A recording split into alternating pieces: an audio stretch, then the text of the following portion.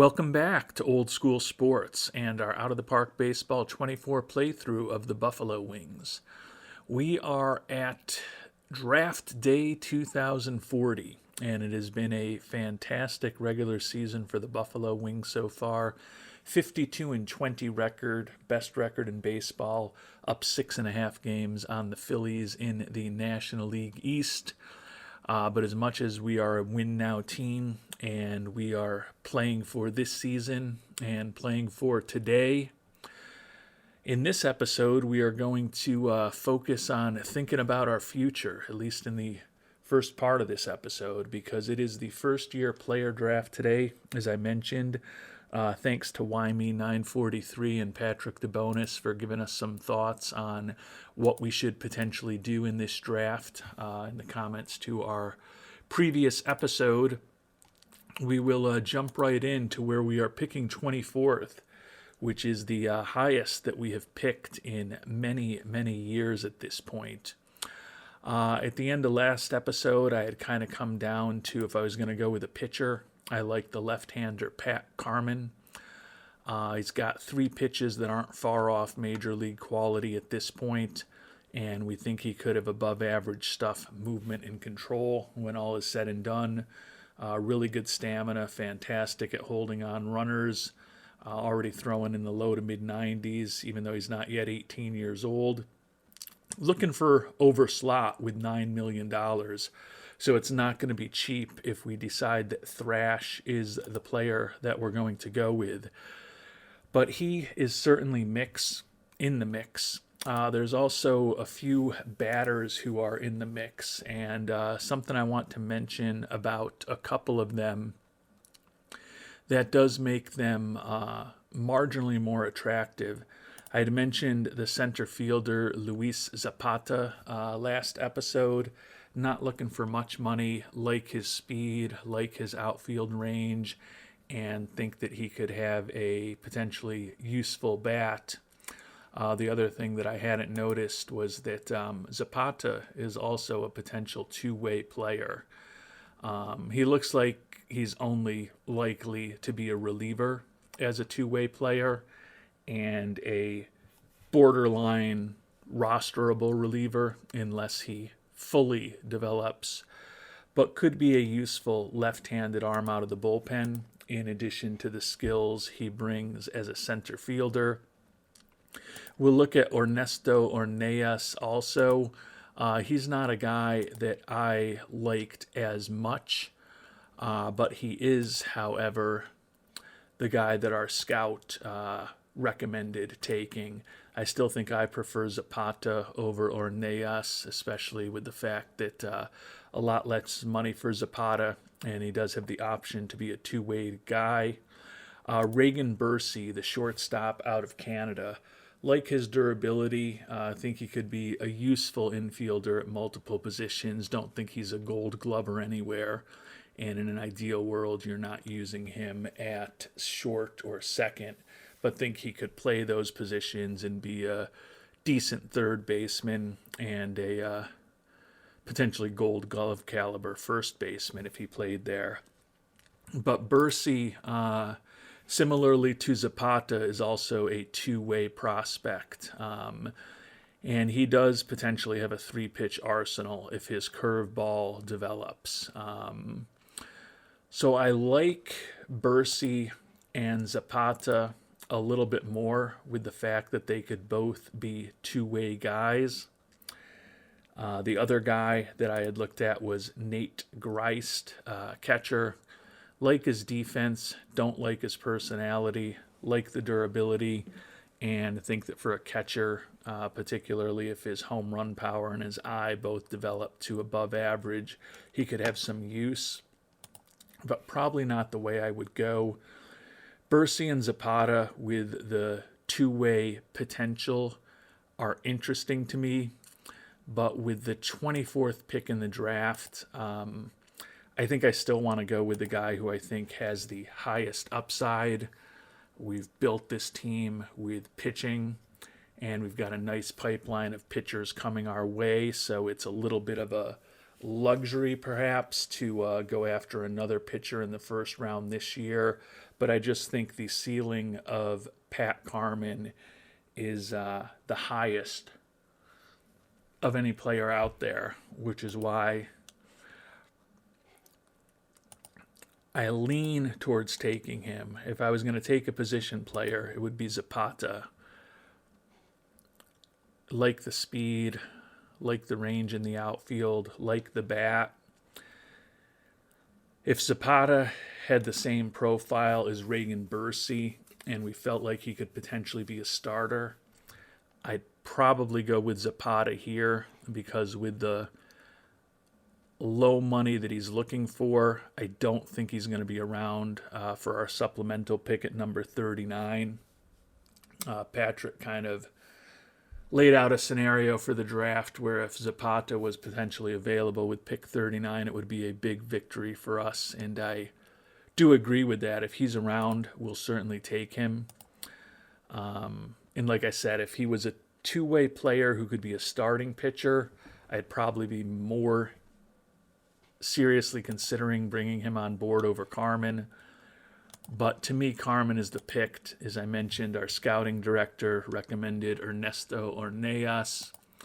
If the scouting director was going to pick a pitcher, he would go with Jake Lindsey, who is the highest rated starter out there. As we talked about last episode, though, I think there's just a lot of risk with Mr. Lindsey. He's looking for almost as much money at $8.5 million as Carman is. And if that changeup doesn't develop, Lindsey is a reliever. He's a two-pitch guy.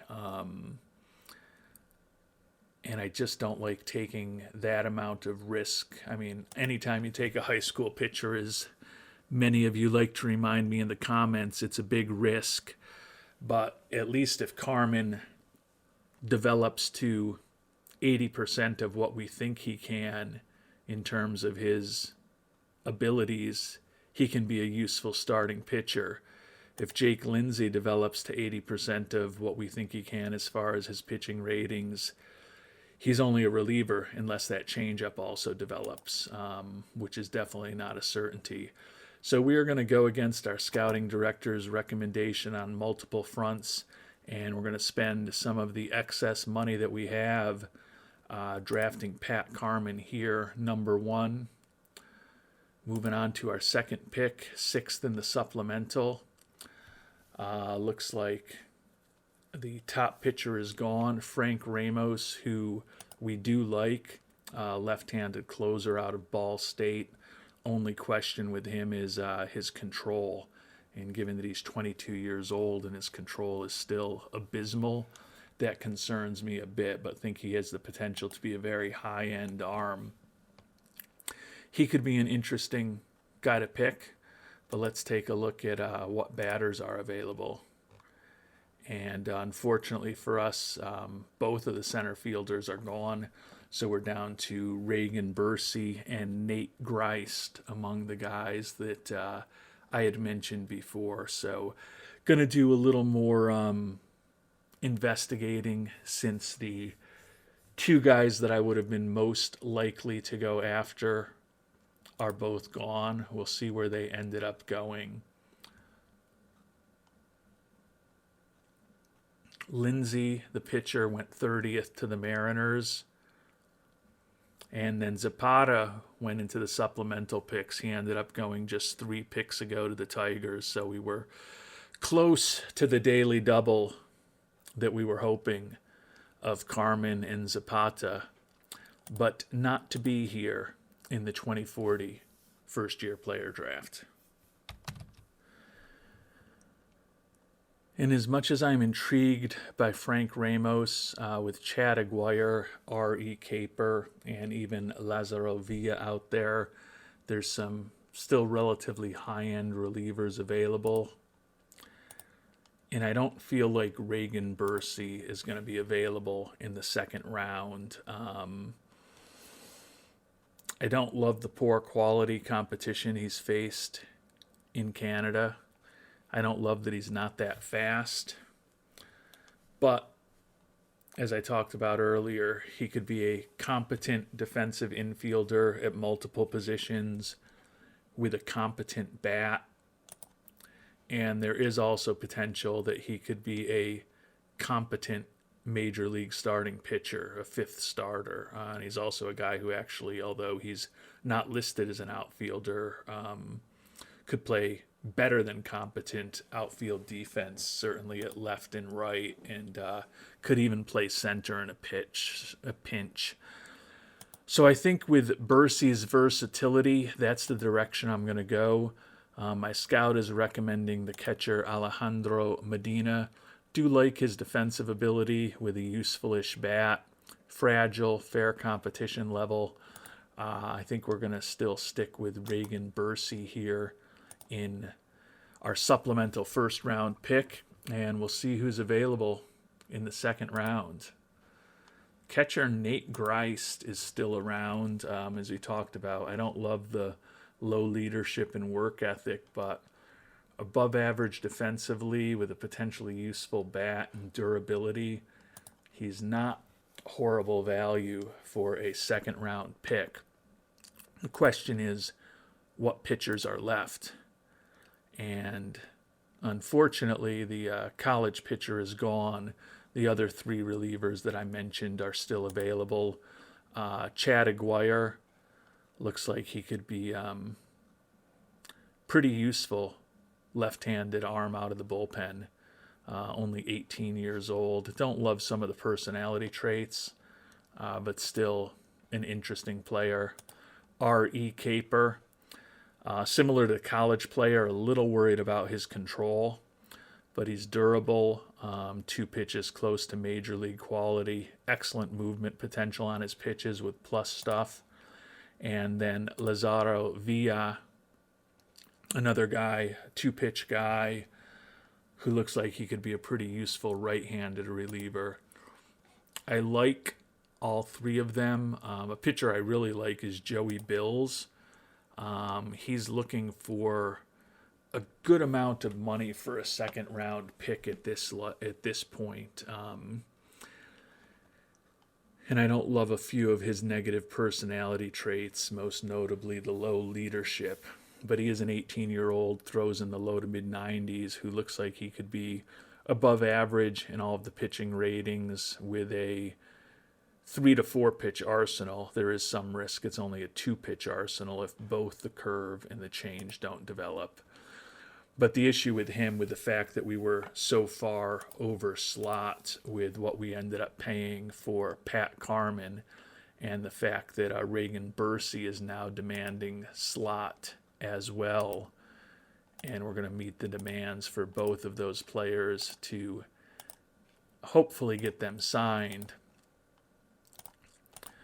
You can see that puts us in a position where we don't have a ton of room left in terms of our budget. We could definitely fit Bills in there, go with a couple other guys who are right about slot, and maybe we ultimately need to pull a bit, which I am reluctant to do, out of scouting and player development. But I don't know that Bills is such a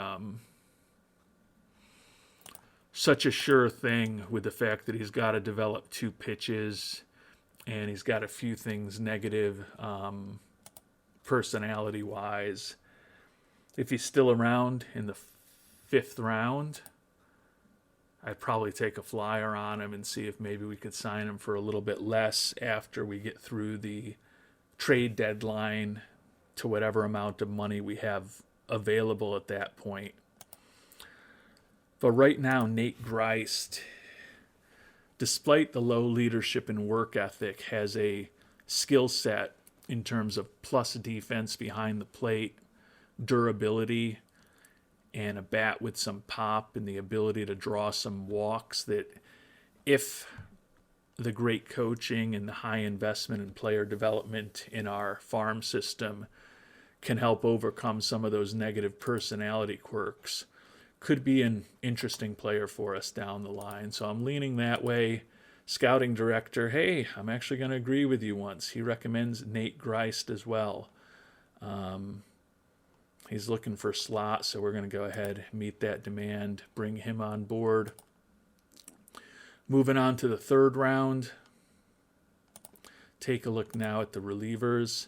And Aguirre and Caper are both still there. I like the durability and the stamina with Caper. 18 years old. Only question with him is really his control. Chad Aguirre, also 18, looking for similar money. Not quite the same stamina, but still plenty for a reliever. Don't love some of the personality issues, but definitely a more potentially well-balanced throw profile if he fully develops. He's also a left-hander rather than the right-hander in Caper. Scouts recommending we go back with a catcher, Mitch Earps. Given that we've already got a catcher with a little bit of pop who's better defensively, even though we would like the high work ethic from Earps, probably not going to go back-to-back catchers in the second and third round this year. Joey Bills is still out there. Jimmy Morrissey is another starting pitcher who was intriguing to us, who's impossible to sign. Could see us taking a flyer on one of those guys in another round or two potentially, but right now not going to push it with either of them.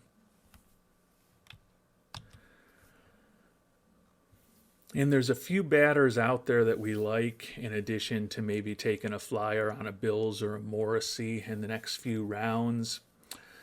But if we were to take a reliever, our scouting director recommends Chad Aguirre.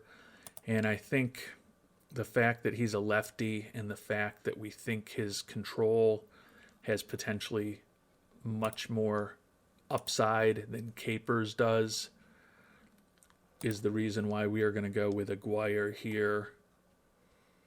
He's looking for slot now, so we'll go ahead and meet that demand, bring him on board.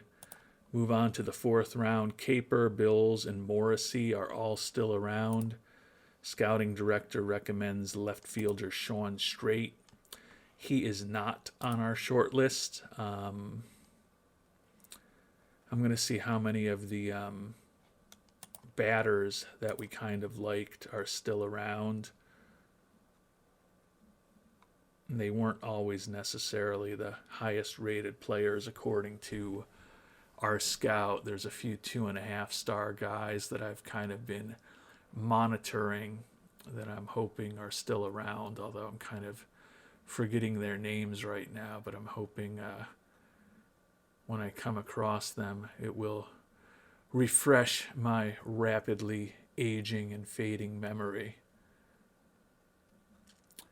It's possible they're both gone, but I'm going to search for them and we'll talk through them if any of them are still around. And a couple of guys that we did kind of like ended up going shortly after we took Aguirre with the 25th pick in the third round. One was the center fielder, Chris Bolton. Liked his outfield range. Thought that the bat was for a guy to pick in the fourth round potentially interesting. Felt like a reach to me at 104 overall. Also didn't love that he's only played a fair competition level in college. The guy that was more intriguing to me was the shortstop, Nate McDonald. Liked the fact that he could steal some bases, liked his durability, liked his high work ethic. Didn't love him defensively, although he could play a lot of positions, and he could also pretty much play anywhere in the outfield, and thought that his bat was potentially interesting. If he would still been around here in the fourth round, I think it would have been hard for me to say no to Mr. McDonald. Unfortunately for me, he is gone. So we are going to head in a different direction here in the fourth round. And given that the two bats that we kind of liked and were hoping to see in the fourth round are gone, we're going to go back-to-back relievers. Ari Caper is still out there. Like his durability. Generally don't take bullpen arms in the third and fourth round in most cases. But these are guys who are absolutely signable. Think that they could both be high-end relievers in the bullpen. Scouting director is recommending Sean Straight, who I still have no interest at all in. If we were to go with a reliever, if we were to go to pitcher overall, he'd recommend Nate Curlis, the Gray Ghost. He's a reliever unless that changeup develops and a lot of negative personality traits. Probably not the direction I would go. I'm assuming if we asked him for a reliever, it would be Caper. Actually, it's not. It's Santiago Cisneros, who is interesting as a reliever, quite honestly. I don't know that I love a reliever whose stuff is probably going to be barely above average. I mean, he'll be a three-pitch guy ultimately, with a average-ish fastball and a plus slider and curveball. But I also don't love a guy who's not even, or just barely throwing 90 at this point. So I think I'm going to still go with R.E. Caper here in the fourth round. Fifth round, Joey Bills is still around.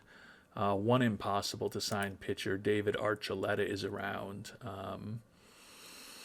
He'd be a guy to consider. But there's still one more position player that I'm hoping may have fallen. I didn't feel like he was a fourth round guy, but if he's available in the fifth round, certainly we'll head that direction. And I think he is. It's this. No, it's not Josh Ben. I thought it was a second baseman. Hold, please. And it actually was Josh Ben. With that potential contact, gap power, and home run power, he's actually got the most interesting batting profile of anybody left. But he's just so bad defensively that I think I'm going to go in a different direction here in the third round, or the fifth round. And I'm still not going to go after one of those pitchers. But I'm going to go with Marquise Jiwa. Center fielder, like the fact that he's got some speed. He's really more of a corner outfielder with a borderline useful bat.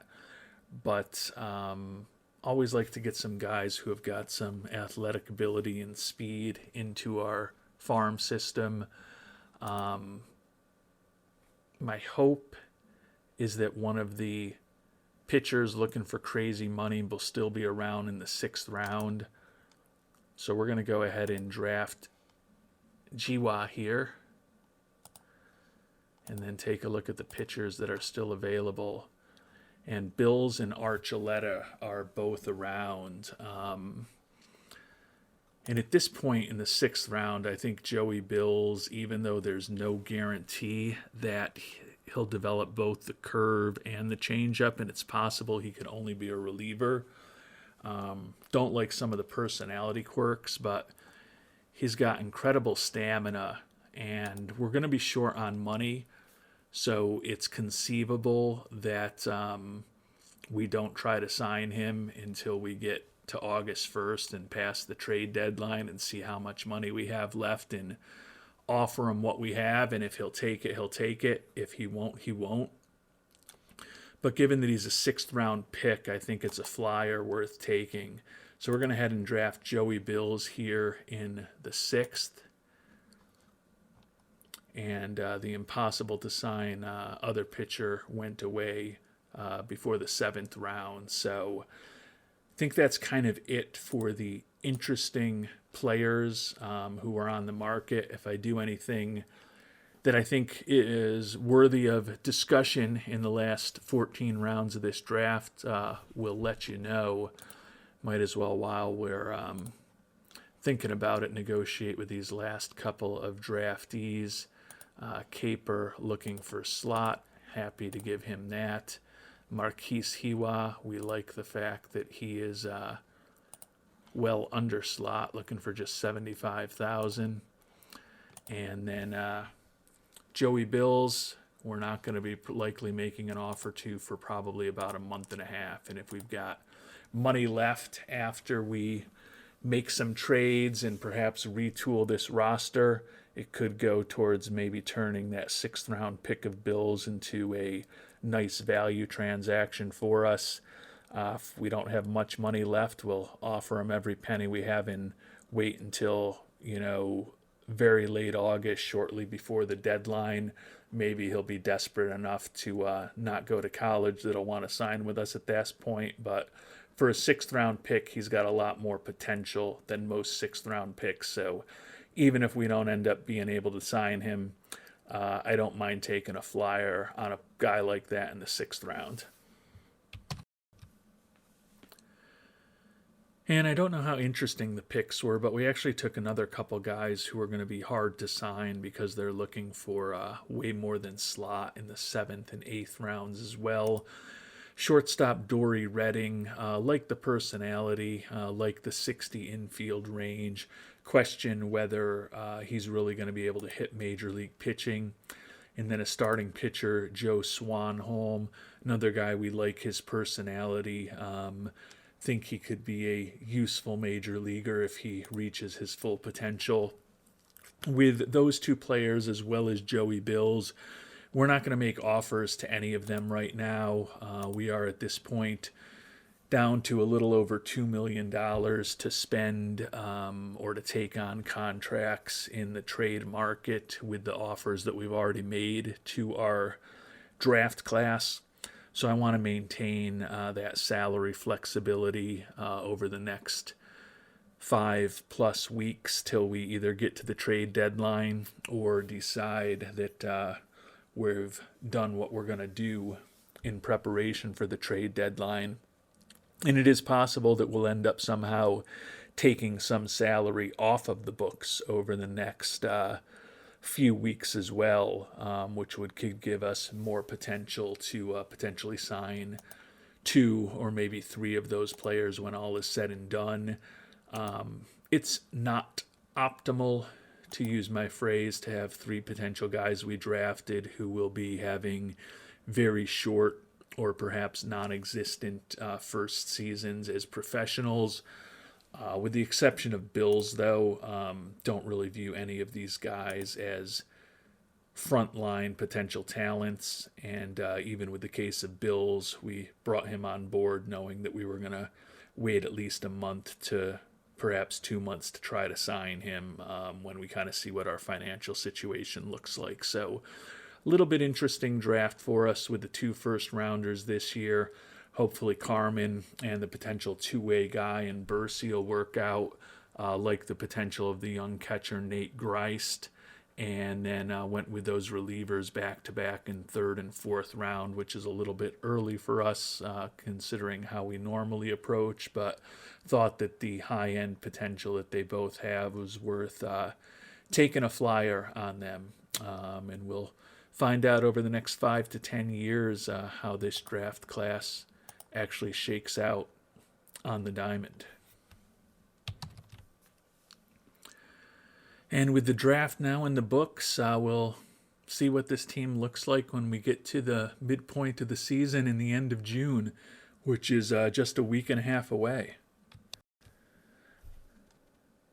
And we've made it to the first day in July, incredible record of 60-22 for the Buffalo Wings. So we're on pace for almost 120 wins. So at this point, on pace for one of the winningest regular seasons in baseball history. We could win more games than any team in history, although our winning percentage would be a little bit off the best. We've also already got all of the players that we made offers to signed. So just a matter of seeing what type of money in about a month we have available to chase after Bills, Redding, and or Swanholm. But the 6 players that we picked in the first 5 rounds are all signed and plugged into spots to ensure that they get some playing time over this next month and a half, close to 2 months for them in the minor leagues. Also got some positive news. Alexis Barajas, our ace, was named the June Pitcher of the Month, 6-0 with a 1.55 ERA. And we finished the month of June on quite a roll, as you can see. Lost just one game after the loss that we had on the day of the draft. So taking a look at the standings here, just past the midway point, 60-22 at this point, still the best record in baseball, 3.5 games better than the Guardians, and we're now up 8.5 on the Phillies, who are on their way to being a 100-win team that conceivably could be double digits out of first place if we keep playing the way that we've been playing. No guarantees that that'll happen, but that's the fun of the game and seeing what happens over the second half of the season. Deshaun Seifu looks well on his way to a 13th consecutive season leading the National League in stolen bases. Barajas up to 10 wins with that 6-0 record in the month of June, and Joe Scott is tied for the league lead in saves. Taking a look at our team statistics here at the midway point, an incredible 22-6 month of June, even better than our great April. Our worst month of the year was a 642 winning percentage. We are 3 games above Pythagorean expectations, but even those is almost a 700 winning percentage. So it's been an excellent performance, as we've been for most of the year. Pitching staff just doing incredible things. First in ERA, starters ERA, bullpen ERA, runs allowed, WAR, home runs allowed, and we're in the top part of the league in most of the other categories. Our defense is fine. It's average-ish, not great. Still feel like we're getting a little bit lucky offensively. We're 4th in runs scored, but if you look at most of the other batting statistics, we're kind of middle of the pack to honestly poor in some of them, ranking 14th in home runs. So feel like adding some offense is something that we need to think about doing over the next month. The question is whether we'll pursue that through the trade market or pursue that by potentially bringing up prospects within our own system. And another piece of good news is we begin the month of July. Juan Estrada got healthy 5 days ago. We put him on a rehab assignment in Albany. 1-0 down there, pitched 4 days ago, allowed 1 earned run over 6 1/3 innings. Did walk 5, but also struck out 7. Think that's probably enough, given that he threw 106 pitches for him to come up. So we'll be looking to make a decision on who to send down. And it's going to be an interesting decision because the pitching staff has been excellent this year. We already talked about Barajas. 10-2 record, 99 strikeouts, 3.3 WAR. The perennial all-star looks like he could be in line, as he's going to be closing in on 32 years old, to perhaps add a second Cy Young Award to his trophy case. Alexis Mendoza also having a really nice year, 7-4 with a 3 ERA. Sincere Shazier moved to the number 3 starter this year behind Mendoza, 9-4. 4.41 ERA is the highest it's been in a few years. His BABIP is 355. Hopefully that will normalize a bit going forward. His WHIP also very high this year, but still has a profile that suggests he should remain a very productive pitcher for us. Eric Barbarito, who was our 5th starter till the injury to Estrada, 7-2 with a 2.90 ERA. After we kind of questioned his performance his first year plus in the majors, kind of living up to his ratings a little bit more this year, which is nice to see. And then David Espinoza, who started the year in the bullpen, has been fantastic for us in the 6 games he's started while Estrada's been out. 5-0 record with a 1.60 ERA on the year now. He's going to be moving back to the pen to make room for Mr. Estrada. There's no other answer than that. I don't see any reason to demote a Sincere Shazier or an Eric Barbarito, but Espinoza showed a lot of value this year. We already talked about our closer, Joe Scott, 7-2 with 24 saves and a 2.13 ERA. He's been excellent for us since we picked him up in that trade with San Diego a couple years ago. Unfortunately, he'll finally be arbitration eligible next year, so we'll be paying him more than the minimum that we paid him the last 3 years. Nate Ruckel, midway through the season, looks like he's on pace for close to 150 innings pitched as our stopper with a 3.09 ERA, more than a strikeout per inning. Has all the fans in Buffalo saying, Lorne Walborn who? We've got Ruckel. Damari Hainsworth, 2.05 ERA since coming over from the Yankees to bolster our pen. Elvin Jimenez, another good solid year for the 35-year-old reliever, 3-2 record, 3.41 ERA. Mike Waters and Ben Borgen have both done well in middle relief.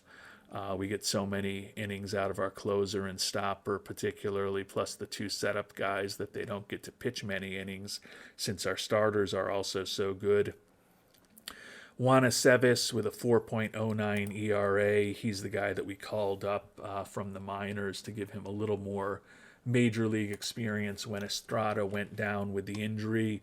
Aceves is likely the guy who will be headed back down because our other long reliever, Robbie Farrell, having a nice year for us, 3.20 ERA over 19 2/3 innings pitched. His WAR is below replacement. He has given up 3 home runs and walked 11 in those 19 2/3 innings. But looking at his pitching profile, still kind of intend to see what he can do at the major league level. So we'll send Aceves down to AAA Albany, and that will allow us to move Estrada back up to the big club, and Estrada will slot in as our number 4 starter once again. And David Espinoza moves back into a long relief role and a specialist role for us against left-handed pitching, but certainly was glad to see what he was able to do for us as a number 5 starter. Makes me feel better that if we have any other injuries to the starting rotation over the next few months of the season, we've got someone between Espinoza and then even potentially Borgen and Farrell who are more than competent in starting for us for a few weeks or even a month or two if we need them to.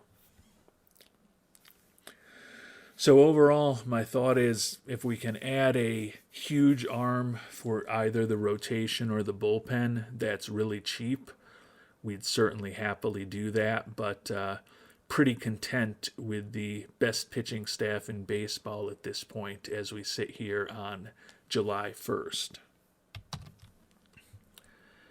And with Estrada now back on the major league roster, we'll take a look at what he did. 3-2 with a 3.99 ERA before he got hurt. And offensively, he was not having a vintage season, batting just .254, did have a .357 on-base percentage, but hasn't been as dynamic offensively this year as he has been in some previous seasons. Hopefully now that he's back from that injury, he will be able to contribute a bit more at the plate and maintain his solid performance in the rotation over the second half of the season.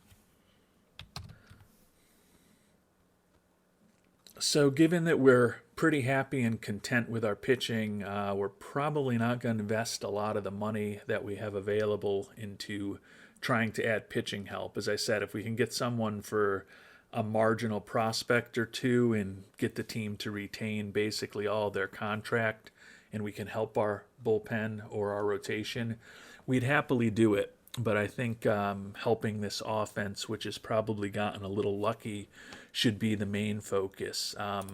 Starting catcher Mitch Houlihan, kind of doing Mitch Houlihan things, getting an opportunity to be an everyday player for the first time.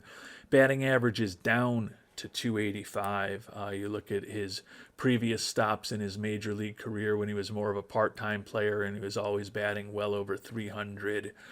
But you look at his performance on the field, and close to average offensive player with really good defense.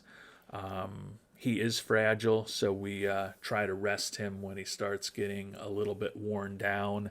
That said, he's still started 56 games for us. Pleased with what we've gotten from him thus far. And his backup is the rookie Jorge Berrios, hitting 225, does have 4 homers and 89 at-bats. He's walked 10 times as well, so his on-base percentage is just over 300. His WRC plus is similar. He's not quite as good a defensive player. Hasn't really walked as much as we might have hoped, given his consistent ability to put up in the minor leagues over the course of his career.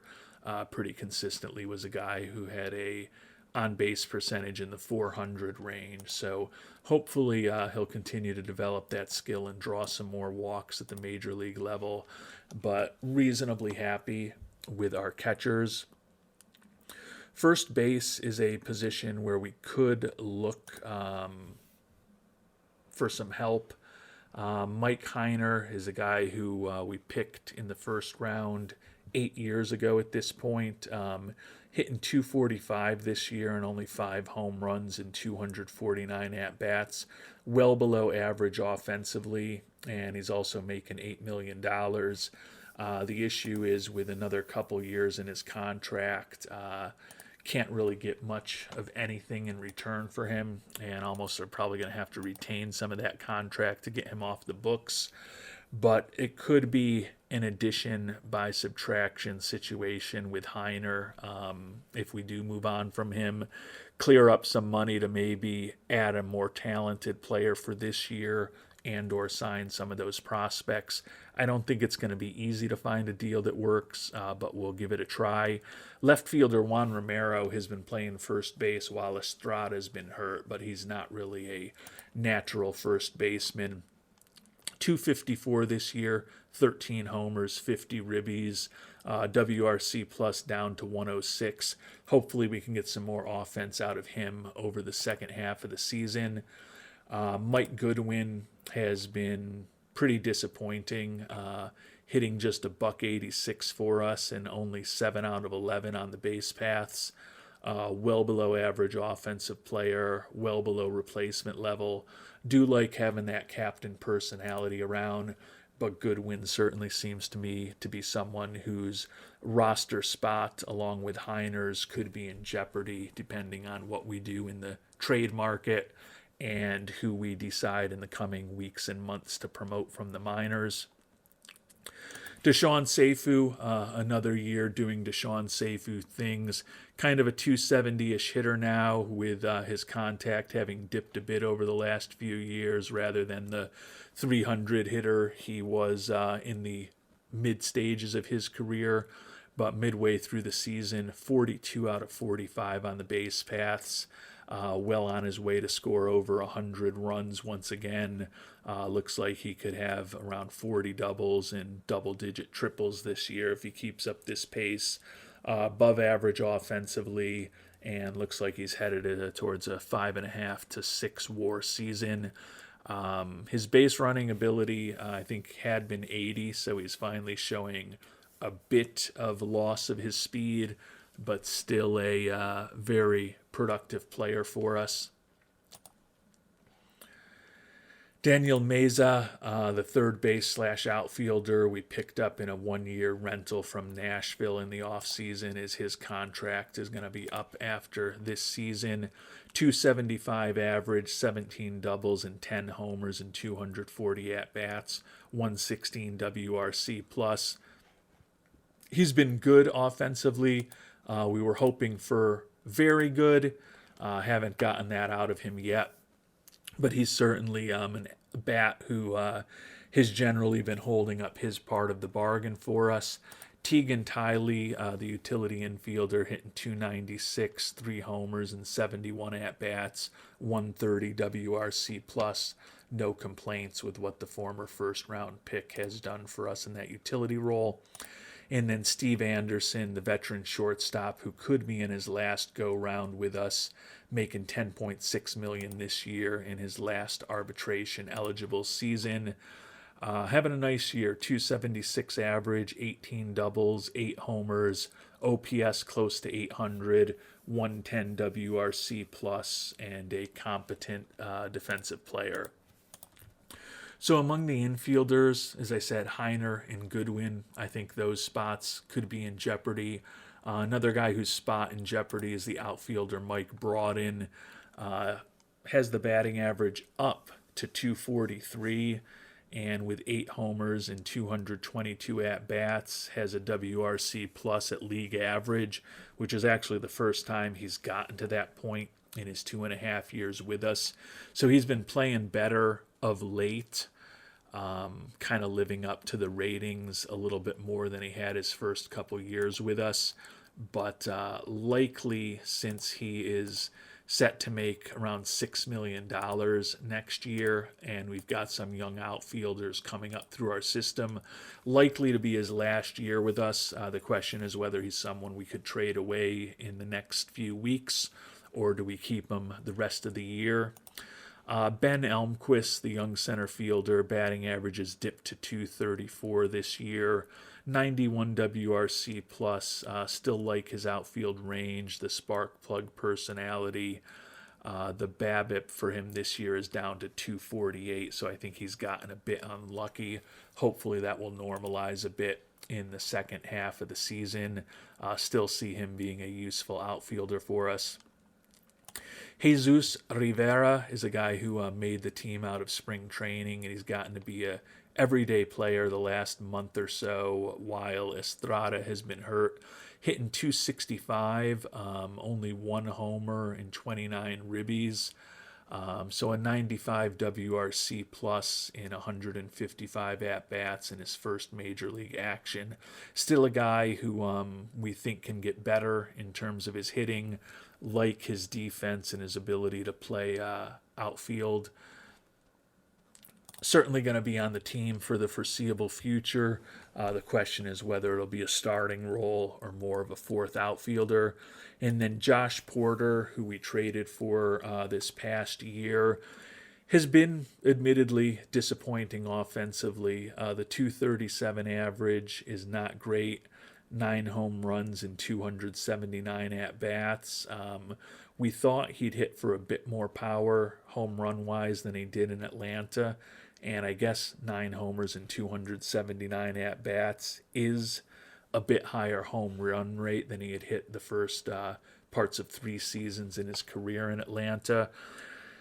But the 105 WRC plus, we were certainly hoping for more than that, given that he had been 111, 130, and 129 in parts of 3 seasons with the Braves before we brought him over. That said, he has drawn 34 walks, so his on-base percentage is 100 points higher than his batting average. He's competent defensively. He's 7 for 7 on the base paths. He's durable. Hope we can get more out of him over the second half of the season. Don't think his roster spot is in jeopardy and certainly intend to continue starting him. But also admittedly hoping for a little more from him over the second half of the year. So I'd say Broaden, Goodwin, and Heiner are probably the 3 guys whose spots on the team and or spots in the starting lineup are likely in the most jeopardy as we head into the final month before the trade deadline. And with that 60-22 record, the positive thing is that we will be heading into that trade deadline from a position of strength. Take a quick look at what, if anything, is on the trading block.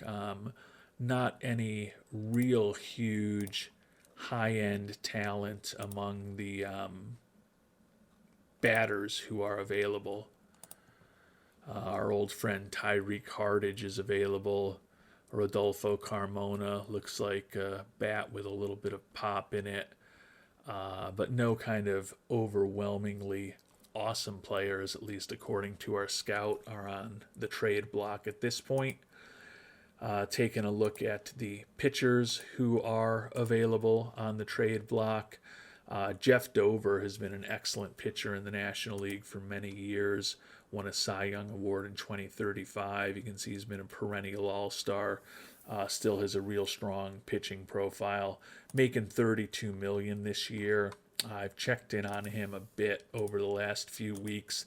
Nationals looking for a ton for him, as you would expect, given that we're pretty happy with our pitching staff. I think the main thing for us to think about over the coming weeks is whether we have solutions to some of the issues in our lineup in the minor leagues, or do we want to try to tap the trade market, whether it's a player who's on the trade block or someone who might be a bit more expensive that we make an offer that his team can't refuse to bring on board here in Buffalo, because we are certainly in it to win it this year with that 60-22 record.